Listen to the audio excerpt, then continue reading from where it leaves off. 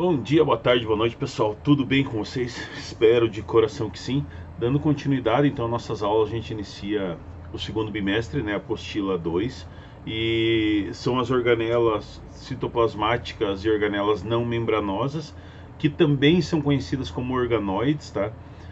Isso ocorre porque ambos os nomes significarem o diminutivo de órgão, o que acaba dando uma ideia geral do que elas são.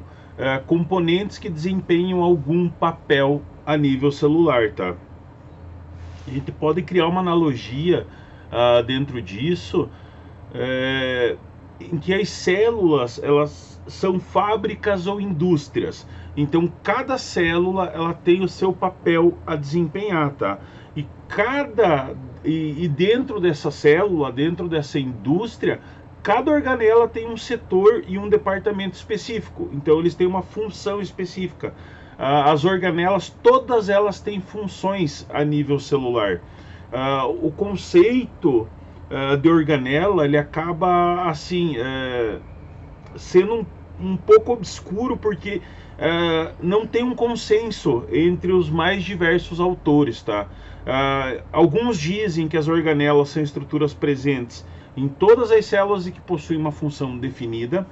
Outros dizem que as organelas são apenas estruturas envoltas por alguma membrana no interior da célula. Então, desse ponto, assim, a gente tem que retirar os pontos em comuns, né, dessas diversas versões que são dadas pelos mais diferentes autores e ver o ponto dessas estruturas. Elas são elementos presentes no interior das células e desempenham função específica. E isso a gente tem que saber, tá?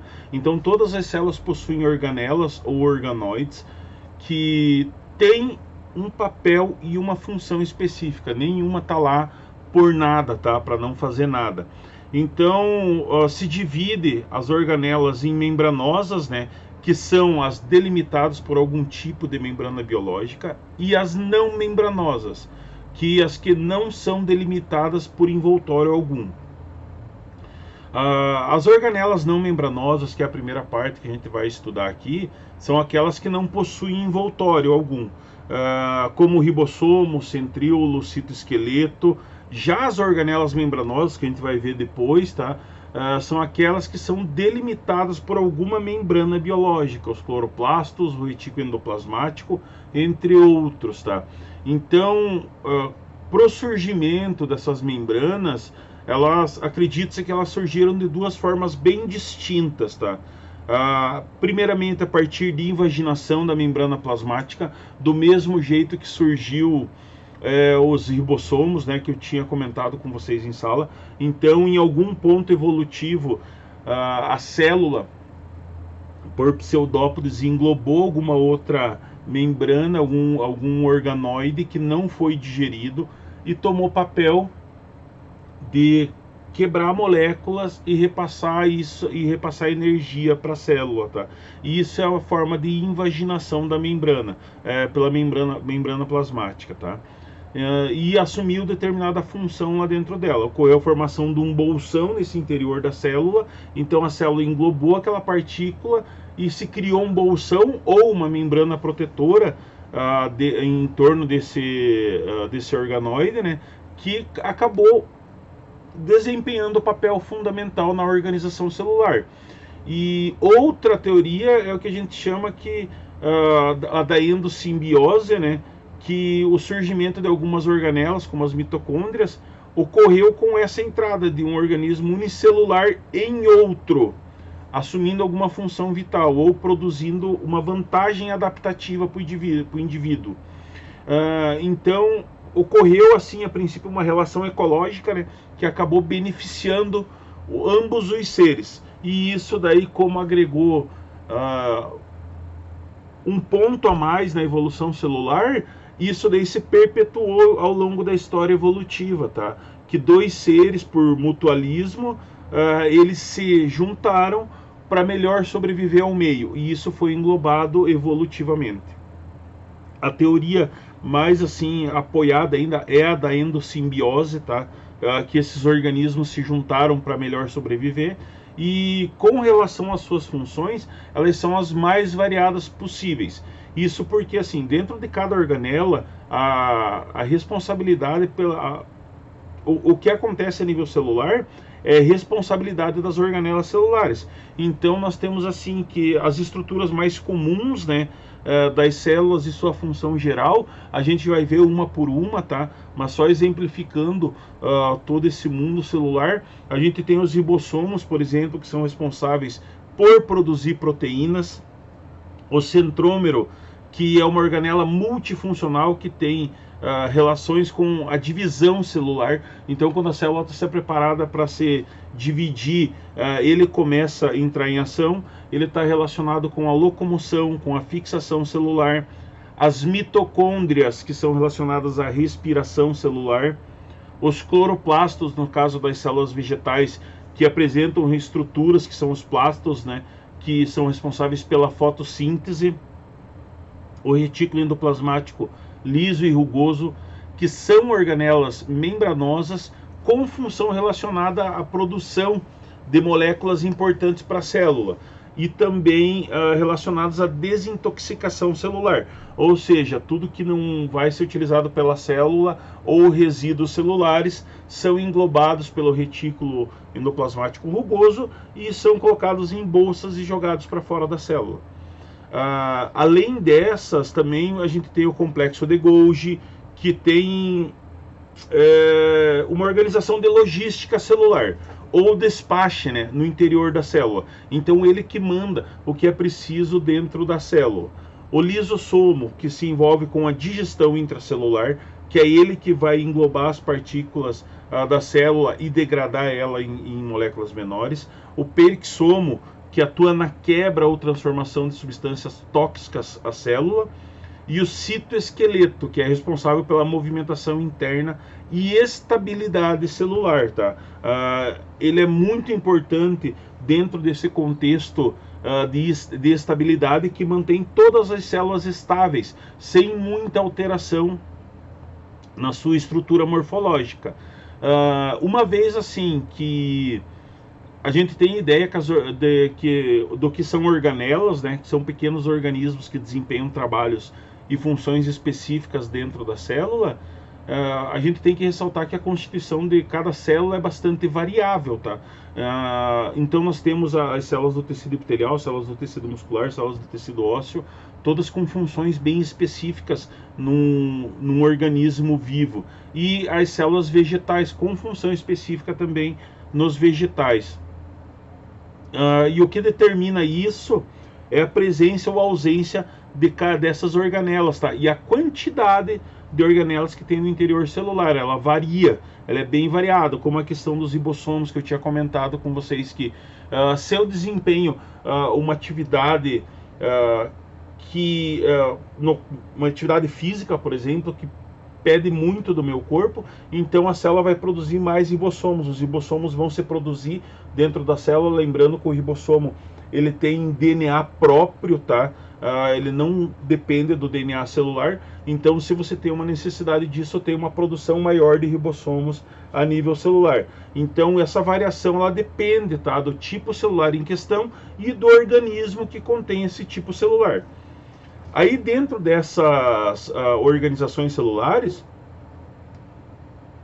a gente pega o citoesqueleto, tá? O citoesqueleto é uma rede de fibras que está presente no citoplasma das células, nas células eucarióticas, e é constituído por microtúbulos e filamentos de actina e filamentos intermediários. Nas células procarióticas, se observa uma rede de fibra que é parecido com o citoesqueleto das eucarióticas, tá? Então, com função assim de sustentação da célula e manutenção da sua forma.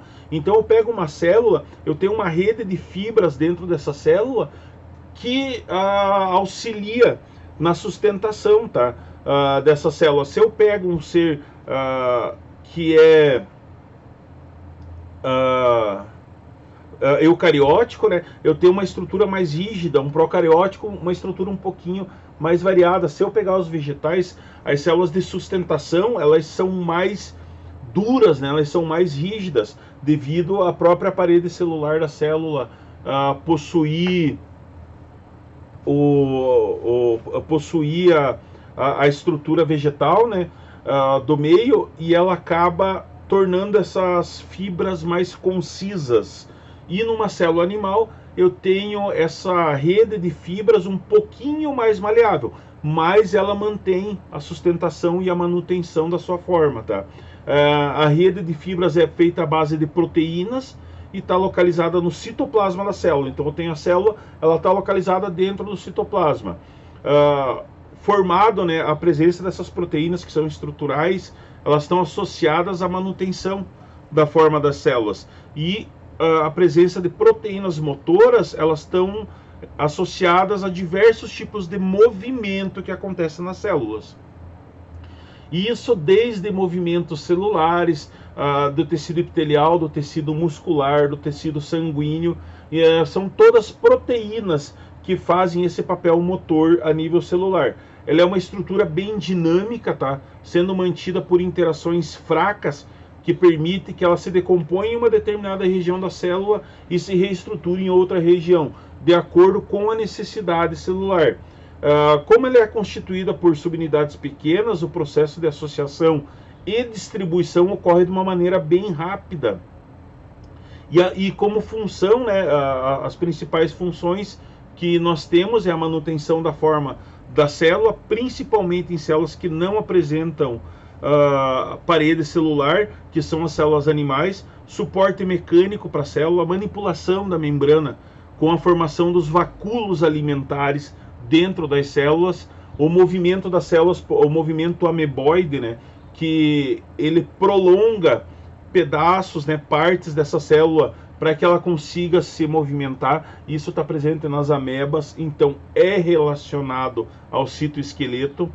A formação dos cílios e flagelos, que são estruturas de movimentação. A formação do fuso mitótico, quando a célula está se dividindo e ela vai entrar na mitose, então você tem a formação dos fusos mitóticos, são aquelas estruturas que vão puxar as estruturas do núcleo celular quando ele se dividiu por completo, né? Então vai ser quem faz o papel de puxar essas estruturas é o citoesqueleto na formação do fuso mitótico, então ele puxa em quantidades iguais, formando duas células idênticas. E o movimento das organelas e vesículas no interior celular, tá? A composição do citoesqueleto, ele é feito por microtúbulos, filamentos de actínia e filamentos intermediários, tá?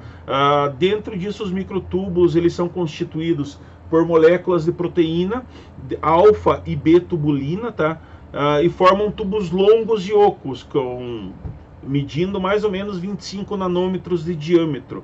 São estruturas bem dinâmicas que estão em constante montagem e desmontagem das suas estruturas. Então é bem variável, ele consegue montar e desmontar suas estruturas rapidamente. E estão presentes no citoplasma e em prolongamentos celulares, como os cílios e os flagelos. Dentro das funções dos microtúbulos, a gente tem a manutenção celular e formação do fuso mitótico, formação e movimentação dos cílios e flagelos e movimento das organelas celulares e dos cromossomos durante o processo da mitose. Ali, como eu comentei, a célula na mitose vai se duplicar, né, inteiramente e vai se dividir, formando duas células iguais. Então, quem que é responsável por isso é os microtúbulos. Os filamentos de actínia, que são chamados também de microfilamentos, que são constituídos por uma proteína, que é a actina, né? Tem uma forma espiral e tem cerca de 7 nanômetros de diâmetro. Com as funções esperadas desses filamentos, a gente tem a manutenção, forma de alteração alteração da forma celular, movimentação das células pelo movimento ameboide, né? No citoplasma das células vegetais, contração e divisão celular. Então, eles que vão ser responsáveis por essas funções a nível celular. Os filamentos intermediários,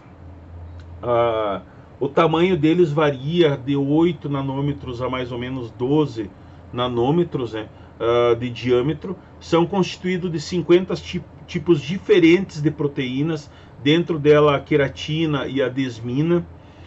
São filamentos menos dinâmicos que os demais, então eles não têm uma movimentação tão dinâmica, tão forte como os microtúbulos e os filamentos de actina.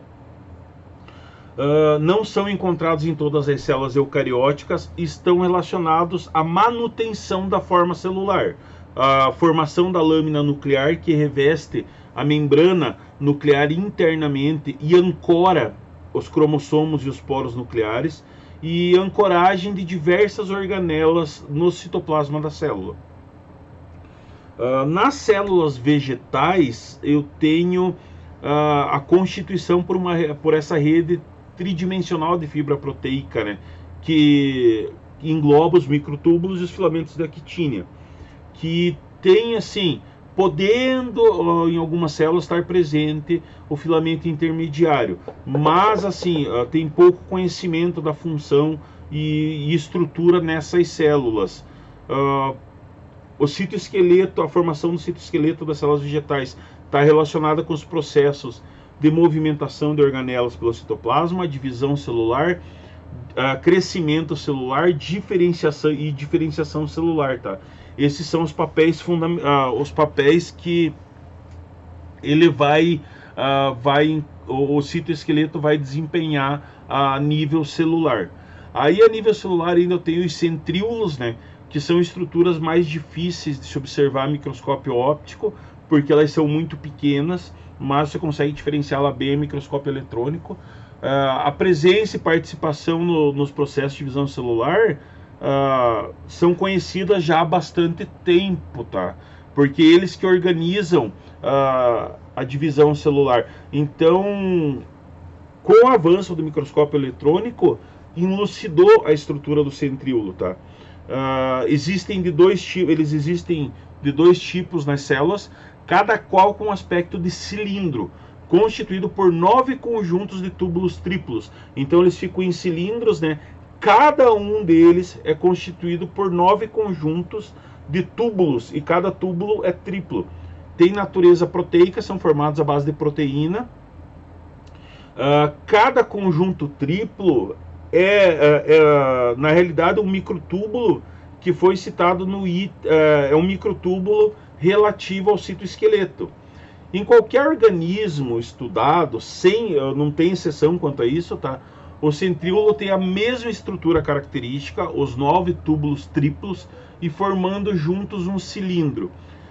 E eles são muito importantes no processo de divisão celular. Lá no processo de divisão celular, eles vão se duplicar em 2 pares, né? E eles migram para os polos celulares. Então, eu vou iniciar o meu processo de divisão celular. Esses microtúbulos eles vão migrar para os polos da célula. E entre eles vão aparecer fibras proteicas brilhantes, que são chamadas de conjunto de fibras difuso. Ao redor de cada par desse centríolo, aparecem outras fibras que são chamadas de áster. Os cromossomos eles vão se prender, né, a essas fibras do fuso antes de se distribuir para as células filhas em formação. Então, quando eu tenho a formação, a duplicação dos cromossomos, eles se prendem a esses túbulos, tá? Antes que ocorra a distribuição da organização celular para as células filhas que vão se formar. Tanto as fibras do áster como as do fuso são microtúbulos, tá? Elas são todas microtúbulos, só que com organização um pouquinho diferente. As células dos vegetais superiores não apresentam centríolos. Apesar disso, na divisão, quando a divisão celular dos vegetais ocorre, aparece fibras de fuso nelas, tá? Com a mesma função, organização dos cromossomos e organização do material celular. O aparecimento dos cílios e o flagelo, eles são estruturas locomotoras, tá? Eles servem para locomoção celular, são estruturas móveis e são encontrados em muitas células dos metazoários. O epitélio da traqueia, por exemplo, humano, ele é ciliado para auxiliar o movimento de deglutição. e isso acaba auxiliando você jogar o muco para fora da traqueia também, tá? O batimento ciliar que ocorre permite que você jogue esse muco para fora e coloque uma camada de proteção em torno desses cílios do mesmo jeito, tá? Os cílios são pequenos e numerosos, eles se encontram em grande quantidade nas células. Os flagelos têm tamanho maior e normalmente existe um pequeno número em cada célula. Como exemplo de flagelo, a gente tem a produção do flagelo quando ocorre a produção do espermatozoide, né? Então ocorre a divisão celular, vai ocorrer meiose e a partir da meiose vai ocorrer a formação do flagelo do espermatozoide, que é o que vai auxiliar ele a se movimentar dentro da tuba uterina. Os componentes de um cílio ou de um flagelo são os seguintes: uma haste ciliar. Então eu tenho uma célula, é produzida uma haste nessa célulazinha, que é uma haste de cílio, né, que se projeta para fora. Um corpúsculo basal na base do cílio para segurar ele ligado à haste ciliar. E as raízes do cílio, tá, que são filamentos mais finos que saem do corpo basal. Quando essa haste ciliar, por exemplo, é cortada transversalmente, né, você observa um conjunto de 9 túbulos duplos que formam um cilindro também, ao redor desses túbulos centrais. Nesse sentido, a haste ciliar lembra bastante a estrutura de um centríolo, embora lá no centríolo os túbulos sejam triplos e não exista túbulos centrais, tá? Tem no esqueminha que eu coloquei no conteúdo ali, dá uma olhadinha nisso aí. Quando ocorre quando você faz esse corte transversal, você atinge o corpúsculo basal dele. E a microscópio eletrônico consegue-se observar um conjunto de 9 túbulos triplos, sem túbulos centrais. Assim, essa estrutura, né, a estrutura do corpúsculo basal, ela é exatamente igual à do centríolo. E ela vai conferir a mesma função, que é de manter ele estável.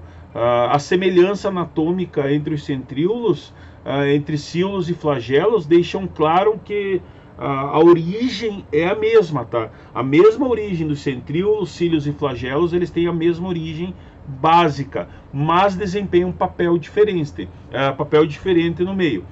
Mas todos eles estão ligados a um movimento, certo? Quando ocorre assim a lesão de uma célula ciliada na altura do corpo basal, tem consequência a interrupção do movimento. Aparentemente, o que consegue se observar a partir disso? Que o movimento da haste é gerado dentro desse corpúsculo basal. Então, quando ocorre uma lesão nesse meio, ele acaba interrompendo o movimento, tá? Se essa lesão atinge as raízes ciliares, que é o que vai fixar ele na célula, ocorre movimento, mas ocorre de uma forma desordenada. Então isso sugere assim que as raízes ciliares elas coordenam o movimento, se ele vai para determinado lado ou não, tá? Da mesma forma pode ocorrer isso na formação dos espermatozoides, quando ocorre a formação do flagelo. Se ocorre algum erro, alguma lesão na raiz ciliada ali da formação do espermatozoide, da formação do flagelo do espermatozoide, ele vai ter um movimento desordenado, tá? E aí na base desses cílios e flagelos você tem as mitocôndrias, tá? E isso é bem explícito porque ele vai liberar energia diretamente para esses cílios e para esses flagelos. E você tem mitocôndria, ela está relacionada em consumo de energia que é fornecida através do ATP celular, tá, pessoal? Então isso daí ele é bem exemplificado quanto à organização deles, quanto à organização celular desses indivíduos, dos microtúbulos e dos centríolos, tá? E daí você tem toda a movimentação que é feita com base na actina, que são aquelas proteínas que vão trabalhar diretamente, por exemplo, nos músculos, para levar proteína de um lado para o outro, então os filamentos de actina se ligam com outros filamentos e eles são transportados a nível muscular para que ocorra, por exemplo, a contração muscular ou relaxamento do músculo.